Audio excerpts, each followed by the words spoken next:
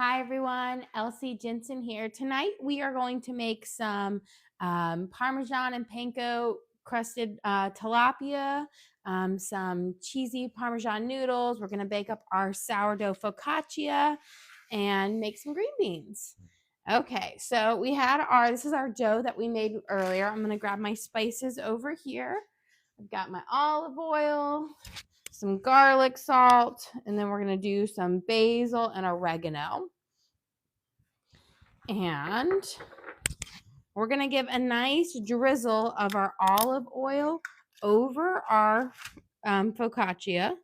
And this is it's not a true sourdough focaccia. It did use a half a teaspoon of yeast in it just to kind of help with it, the little bubbling. I'm just going to take my hand and I'm going to gently kind of rub it all over there. And then we're going to dimple it with our fingers. There. This is going to create those nice little ridges in it. There we go. And now we're going to season her up. So let me just wipe my hands. We're going to give a good shake of some garlic salt over. Probably about a half a teaspoon, because a little salt goes a long way on bread. And then we're going to pour a little bit of basil over. Again, this is probably like a half a teaspoon. And a little bit of oregano. And let me grab my shaved Parmesan right over here. And we're going to just sprinkle a little bit of shaved Parmesan on the top because I like the salty crunch it gives, because it typically gets nice and brown and crusty on it. So we're going to put a little bit of that. And then we're going to pop this in the oven at 425 for about 18 minutes. Just give one more. Don't want to skimp. There we go. So we're going to put this in the oven. And this we made with, it used a whole cup of sourdough discard in it. And then a half a teaspoon of yeast. That's just to kind of help with the rising process. There we go. I'm going to pop that in there. And I'm going to set my timer for 18 minutes. We'll come check back on it. Okay, and now let's get dinner going, and then we're going to prep up our sourdough bread for tomorrow. So I am going to turn my burner up here, and my water's starting to get hot. I'm going to add a little bit of salt, and we're going to get our noodles ready for our Parmesan noodles. So we're going to add about a teaspoon of salt to the water here. And then we're going to just cook up some farfalle noodles. My kids just love, we call them butter noodles, but they're like butter Parmesan noodles with cream. And they just love it. These noodles take about 13 minutes to cook, so they're a good one.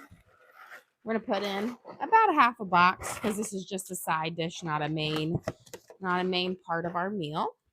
And then whenever I put my pasta in, I'm always going to give it a good stir, because sometimes the noodles, if you don't stir them right away, they can stick to the bottom of your pan. Okay, let's get our tilapia seasoned up here, and we'll be ready for the pan frying. So we're going to start by giving each one, we're going to have to kind of organize them here. Each one a nice kind of dose of salt. You know what? Let's get a bigger pan out. That one's small, and I want to be able to really stretch them. Okay, so here, these are tilapia fillets, and we've got 8 of them here. And when I got my cutting board out, this is typically my meat cutting board. I just realized they all weren't going to fit on there, so we're just going to put them on our baking sheet so we have more room. I like to keep one cutting board typically for meat and one for produce as much as possible. Okay, now that they have some room, We're only going to be seasoning really. We're going to do a light seasoning on one side, and then the other one is going to have our cheese seasoning. So we're going to start with a light dusting of garlic salt and a light dusting of basil. And we're going to be using some Mrs. Dash's Table Blend, which is a finely kind of, ground up spice, like an all around spice. I love it. You have a question? Do you live out west? No, we do not. We just eat really late. We live in just outside of Nashville, but we have youth sports kind of dictates our dinner schedule. So I just got back from soccer practice. So we're now whipping up dinner, hopefully quickly, but no, we eat dinner a little bit later than most people. Okay, we're gonna flip these around. We're gonna give them a quick little season as well. You got a question? Where did you get the fish? They look really nice. These actually, this is going to surprise a lot of people, from Amazon Fresh. So I actually placed an order last night and it was delivered bright and early this morning. And I guess because we live outside of a big city, this is an amenity that we have, but I've actually really like it. You can pretty much anything that you can get from a grocery store, you can get there. And there's not a huge service fee, which is nice. You have a question? How's Evie's knee doing? It is much better, so much better. We let her skip soccer practice today that she then went to her friend's house for an Easter egg hunt. So I think I think it definitely was hurting her, but I don't think it was as serious. Okay, we're doing the same spices we did the first time around. We're putting them back on the back. So that was garlic salt, oregano, basil, and table blend. So now we're going to flip because I like the nice thick fillet part, the kind of rounded one up top. That's what we're going to press our breadcrumbs into and our Parmesan cheese. So this is my messy hand. Again, I always try to keep one hand clean and one hand messy when I'm working with things. And we're just going to do a light shaking over it. This is not a fully breaded thing. I do a breaded fish, but today I wanted a little bit lighter fare. I feel like the weather's nicer, so typically a lighter fare makes me happier. There we go. So just a light dusting over. This is probably max about 1/4 of a cup of breadcrumbs. And then let's see if we can just wash my hands. I can't open that bag with one hand. Okay. You gotta ask if the fruit tonight is bananas. I've been trying to get the bananas. They got brown spots on them, so my kids won't touch them. So they're going to be banana bread and banana muffins. No, we're going to have a pineapple tonight. But the kids, as soon as the bananas start to get a little brown, they're like, I can't eat it. And so they're sitting there. I've got probably, 15, 20 bananas.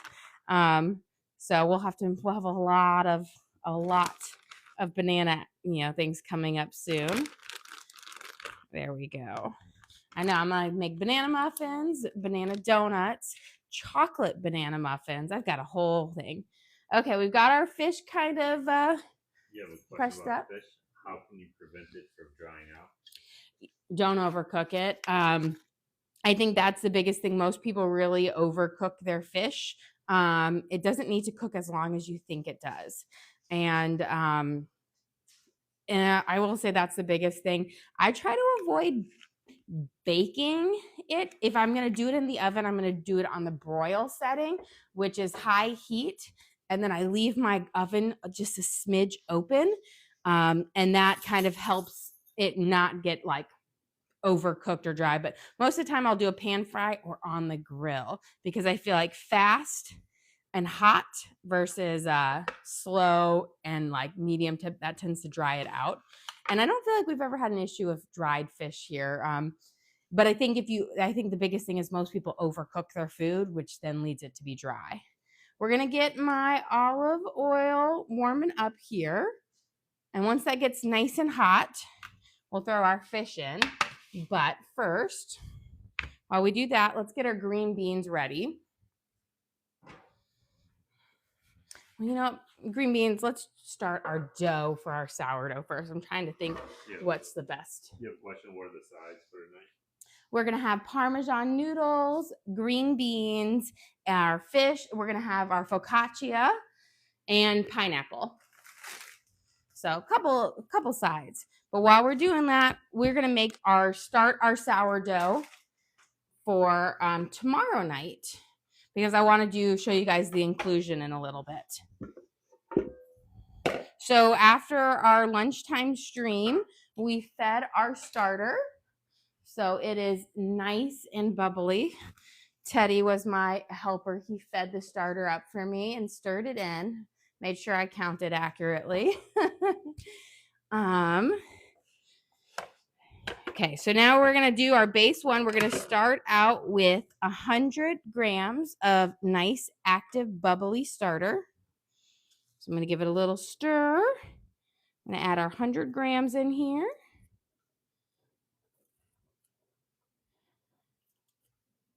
Perfect.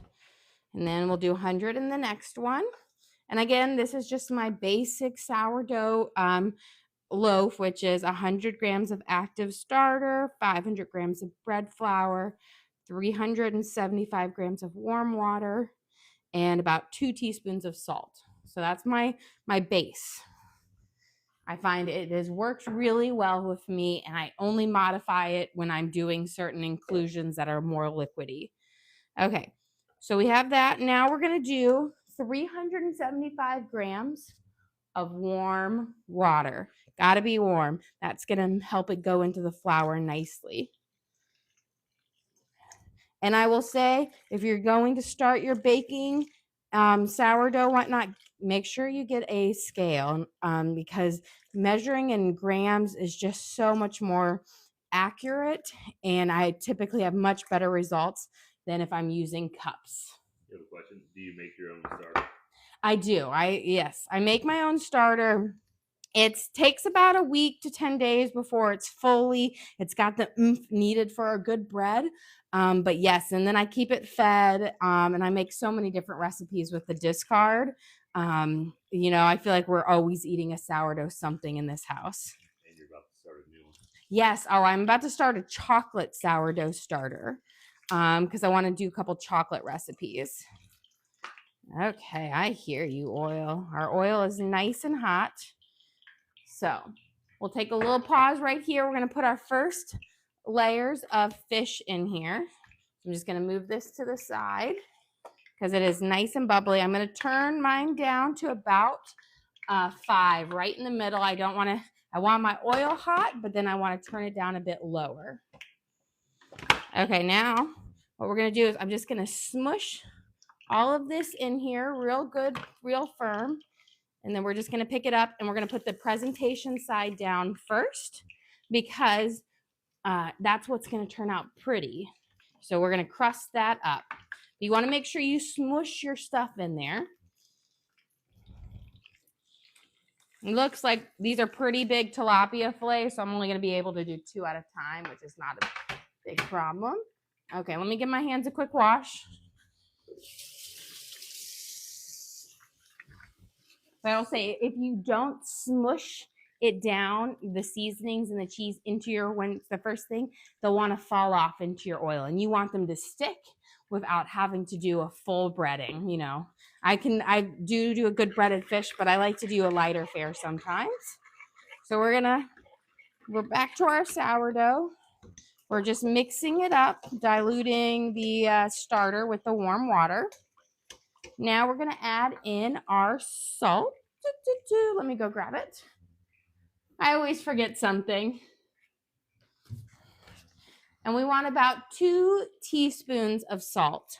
So 1, 2, which is about 8 to 10 grams if you want to do it by weight, but I just find a visual one is a little bit easier. Okay. And now we're ready to add in our flour. See if it's gonna, perfect. We're gonna add in 500 grams of flour, of bread flour, unbleached bread flour, which is about 3 cups. So, but again, I always say, use your scale. It's more accurate. It's going to come out right every single time. I'm going to give my noodles here a quick stir. Just don't want any of them to stick to the bottom. Perfect. Now let's see. I might have to get a second bowl for this. Sometimes my scale, yep, too heavy. So let me get a small bowl for that. I will say, I've had this scale for like 20 years now, and I'm like, I feel like I need to upgrade to one that holds a little bit more, because the max weight of this is 72 grams, and most of the time my sourdough is just too heavy for it with the bowl. So we need 500 grams. It says 72 ounces, 2,000 grams. I must have said grams by mistake. 72 ounces, which is 2,000 grams. It says it right on there. The minimal is 1 gram, so it's pretty accurate. We want 500 grams of unbleached flour. Must be unbleached. If you use bleached flour, you will have a stiff, flat bread. The bleaching process kills all the natural bacteria needed for the fermentation process, the rising, to happen in sourdough. So, unbleached. And I'm just looking at my tilapia. I'm waiting until I see a nice golden brown edge around it. That's when I'm going to know to flip it. You have a question? Is King Arthur a good brand? Yes, King Arthur is great. Honestly, I've used all of them. I don't have any, ones that I think are better than the other. Right now, I've been loving the Amazon Fresh unbleached bread flour. It's cheap and it comes with my order when I do my groceries. So, it's the one thing is I have 5 kids and we're in a lot of sports. So sometimes getting to the grocery store is really hard. And I just found this because, we're like Prime members, and I just found it, and it is so easy, and they have a wide selection. It's better than like Instacart or whatnot. And so they have that there, and it's like $4 something for like a bag of the flour. So it's such a good deal. And we go through so many, and I think it's also organic as well. So it's like a win and a win. Okay. We've got our dough mixed up here. It did. It looks like it's time for me to buy another dough whisk. I go through, this is like the 3rd dough whisk that I've gone through. Luckily, I am done mixing. So, I'm just too strong. So, we've got our dough whisk there. I want to get one that's all metal, because if I break that, then we've got some serious issues. But we've got our dough mixed up the first time. It's kind of sticky, but we're going to let it sit for a few minutes, and then we'll do our inclusion. Okay, let's get our fish flipped. It looks like it's going to be perfect. There we go. Look at that nice golden color. What you want. Perfect. So we've got it first flipped through. Excellent. And the second side cooks much faster. Let's get our green beans going. I do have my green beans here washed already. I'll throw those on the tray. I'm going to give my noodles a quick stir. Almost about one more minute. I can kind of tell by the firmness. Need my knife. Okay, this is my favorite way to do green beans outside my homemade green bean casserole, which is amazing, but that takes a hot minute to make. So I just use 1 yellow onion or a sweet onion, and we're going to cut it in half, and we're going to slice it nice and thin. And then we're going to throw these in with the green beans, coat them with some olive oil, garlic, salt, and pepper, and then I'm just going to roast them in the oven with our focaccia, and they're going to be delicious. So we've got them. Let me grab my olive oil. So about a tablespoon or two. A nice good shake of garlic salt.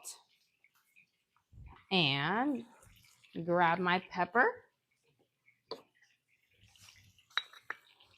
And a good sprinkle of pepper, about, I want to say like a half a teaspoon to a teaspoon. The pepper is the key. It adds like that nice little spiciness to it, not being like a hot spicy, but that gives you that good flavor.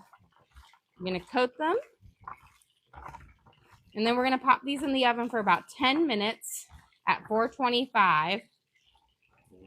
You got a question. Is that an Easter lily in your window? It is. My stepfather, who I have known since I was 2, gets me an Easter lily every single year. So he brought it over last night for Sunday dinner.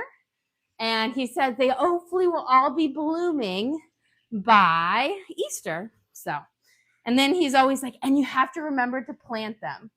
Okay, our focaccia is done, and our green beans are going to go in. Look at this, good timing on both sides. Since with sourdough, you always want to let it sit for a little bit before you cut into it. I'm going to put these green beans on the top because I do want them to toast up nice. Okay. So we've got our lovely focaccia. It's nice and golden. I'm going to put it right here. I'm going to turn off my water.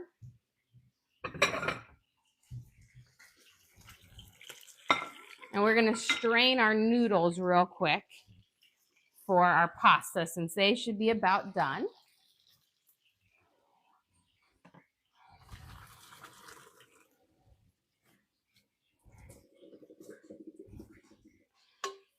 And I'm just going to leave them right here for a second. We'll cook them in there. But I do want to get our fish is done here. So I want to get this one off. It's got a nice, let's see if I can show you guys. See a beautiful golden side right there too.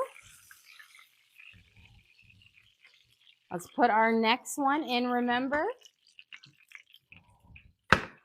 We're going to want to push our herbs down, and I always like to do it right before I drop it in, because so it doesn't have a chance to loosen up. Yeah, that question. What type of fish is it? This is tilapia. There we go. So just a good old white fish. I feel like it's the most common fish you can get in the stores nowadays. It's like everywhere. Okay, so we got our first set done. Now we can head over to our noodles. I'm going to put them in here. And then we're going to add a little bit of butter, cream, and Parmesan cheese. So I'm going to add about maybe a 1/3 stick of butter. We're going to give it a nice stir. There was a little residual bit of pasta water in there, which is fine. That's why I like to strain it over the top so I can use a little bit of it. So I dumped most of it out, but I did the final straining into the pot. So we'll have that. There we go. We're going to add about, lost my cap, a 1/3 cup of cream.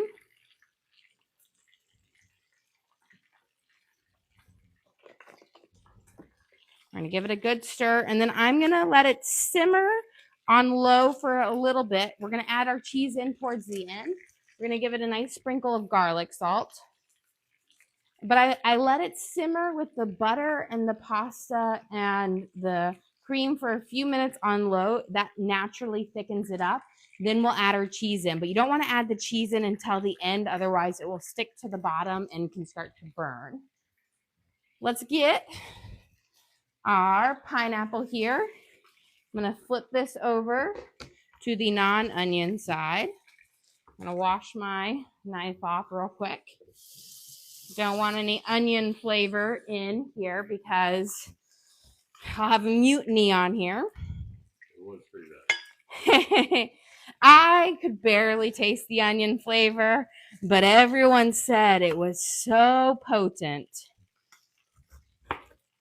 There we go. You asked what spice on the fish or whatever. Yes, so it is oregano, basil, Mrs. Dash's table blend, garlic salt, then a little bit of seasoned panko breadcrumbs, and a little bit of Parmesan cheese. Okay, so we're gonna start with pineapple. Always cut the tops and the bottom off. That way you have a nice level surface to work on. And then you're gonna quarter it. And then all you have to do to get your core out is you're just gonna slice it out. Your core is gone. Then I like to cut it again into there, and then I'll just slowly move my knife along the edge. And voila, you just saved yourself $10 by cutting up your own pineapple. See, the tips we do. I will not, I like a part of me just will not buy pre-cut pineapple at the store because it is just so overpriced when I can do it myself in hardly any time. You just have to get comfortable with it. The first time cutting pineapple is weird, but once you get used to it, it's really easy and you can cut it up pretty fast. And, you know, that way you also know when your pineapple is good because when you buy, most of the time when you buy pineapple at the store, it's not ripe yet. So I always have it sit on my counter for a couple of days until I've noticed all the green is going away and it's golden. That way I know it's ready and sweet because firm, hard pineapple is never good. There we go. We got our next flip on here. Beautiful, nice golden crust on there. This is a much lighter way to do tilapia than the full breading. You know, you just have a little bit on the top, but you have that nice kind of crust with all the flavor. But it's really key to make sure you flavor both sides of the tilapia because unlike salmon or some of the other fishes that have a bit more flavor, tilapia really just picks up any of the flavors of the spices that you use with it. You have a question? Do all the kids eat the fish? Yes, all of my kids like fish, and I think it's just because they have had fish since they were little. I never really cooked the kids anything else than what we were eating. So the whole family, we all have the same dinner. We all eat together. That's why we eat so late. But I'm a firm believer in having family meals. You know, I always grew up, we always ate together, even though it was late, with all of my siblings, and I was the youngest of 10. So I just think it's a great time to really connect with your family. And I feel like it's something that's dying. I feel like less and less families are eating together at the kitchen table. And so I stress it for my family that that's something that is I really want to happen every night. And you have a question? Are you making any of your sauces that you make for fish? Not tonight. I'm not doing it because this one has such a nice kind of crunchy cheese things that you don't have to. But I almost did think about making a lemon dill with it. Or when I do the full breading, I'll do a tartar sauce. But this one, I was like, it's kind of good. It has those Italian ones for it. My daughter has been asking me to make my Alaskan, we call it our Alaskan salmon dish, because when we were in our cruise in Alaska, we did this excursion in Sitka, and we ate at a local restaurant with a chef there, and he made us the most delicious Alaskan or salmon, like Alaskan king salmon. It was so delicious, and I was like, oh, can you give me the recipe? And he wouldn't give it to me exactly, but he told me the spices, and he said, you can experiment and find out. So I figured out how to do it. It has what he called a cowboy seasoning on it, and then you make a beurre blanc sauce, which is a white wine and lemon cream and butter sauce. Delicious. She's been asking for that one recently, so I might have to make that one soon because it is her favorite salmon dish, and I haven't done it in a hot minute. Okay, we've got, you can see the cream has already thickened up nicely on our noodles. So I'm going to turn it down even lower. We're going to add our Parmesan cheese to it. So we had a nice cheesy. There we go. And I added maybe a half a cup. Parmesan, a little goes a long way, especially in the noodles. So you don't need to over cheese them up because it's got a strong flavor. There we go. Now you can see it already melting. I'm going to see if you can see this cheese pulling apart in there. And that is just from like a third cup, but it gives you a lot. Yeah, question. Are you doing anything special with the pineapple? We just eat it as a fresh fruit on the side. I always try to give my kids fresh fruit every day. We go through so much fresh fruit. We probably feed a small army. But I find if I don't cut it up and I don't have it at dinner right there for them, they're less likely to eat it. Let's do our inclusion for our sourdough and our stretch and folds while we have a hot minute, because we are winding down to being almost done. Let me flip this tilapia real quick, and then we will do it. We're going to have our traditional loaf, and then we're going to do, I'm really excited for this, a chocolate chunk and cherry loaf. It's something that there used to be this little French cafe when I used to work at Vanderbilt, and they had at Christmas time the best bread, and it was a chocolate, not a chocolate sourdough, but it was a sourdough with chocolate chunks and cherry. So I'm going to see if I can replicate it there because I've been, doing it. But for my first one, we're just going to do the regular stretch and fold. So I'm going to get my fingers wet because I like to, you can either use wet fingers or floured fingers, and then you're just going to stretch it and fold it. And we're going to do this several times. This is really important for developing the natural gluten in your sourdough and just giving it the elasticity it needs for a really delicious crumb. So that's called our stretch and fold, because you can't really knead a sourdough because it is a bit more sticky, because I do a higher hydration one, but that's because my loaves always turn out well. So I don't like to mess with perfection.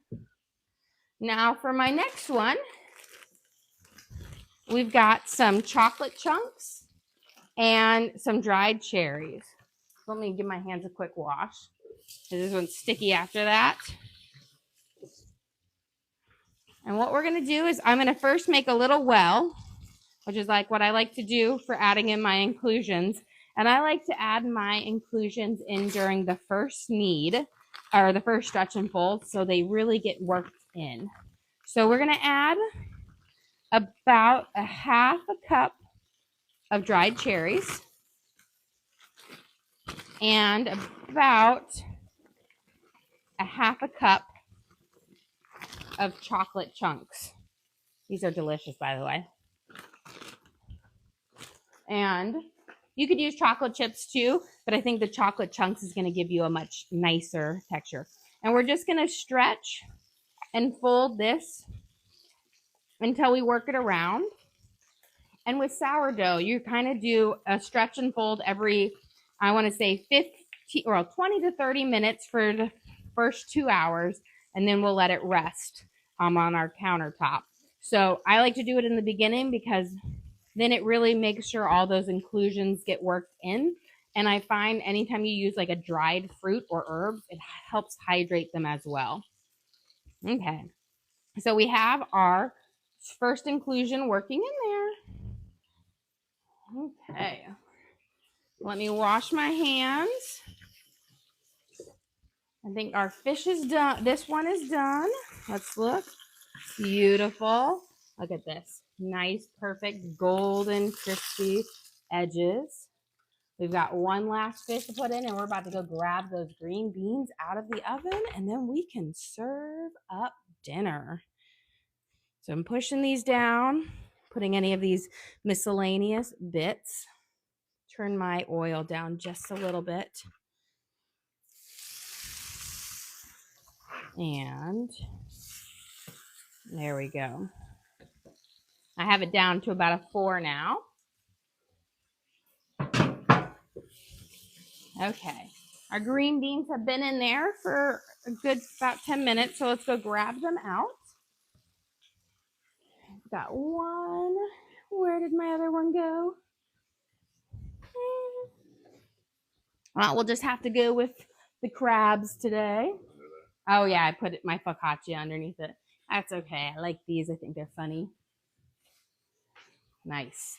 They have a nice vibrant green. That is what I'm always looking for with my take them out, is you want to get them before they start to turn brown, because once they turn brown, they get mushy or like things. So you want them to be nice and bright, and you can see they've got a nice bright color on them.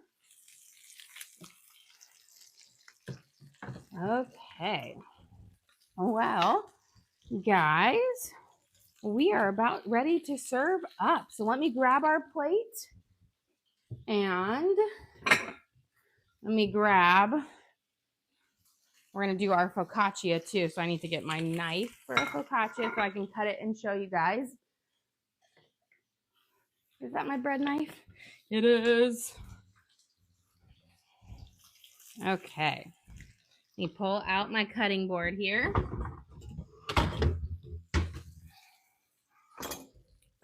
So we can get our focaccia.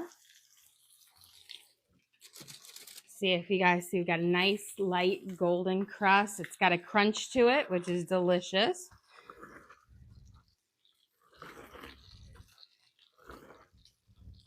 But look at our delicious focaccia in here. I love focaccia. If you've never had it before, it has a nice crunch to it, but yet a nice tender fluffy inside. It has lots of seasoning. Okay, so we've got our focaccia. We're going to do our green beans. We've got to have a nice serving of our Parmesan noodles. And of course, let's not forget our Parmesan crusted tilapia with panko breadcrumbs and oregano and basil, and it's got a nice lovely crispy crust to it without being breaded, which just pairs great with the Parmesan noodles, our oven roasted green beans, and our homemade sourdough focaccia. And of course, got to have some pineapple on the side. Well, guys, thank you so much for joining us. Don't forget to like and subscribe. I try to do live cooking shows every single day, teach you guys show you guys what we're making, try to hopefully teach you guys something.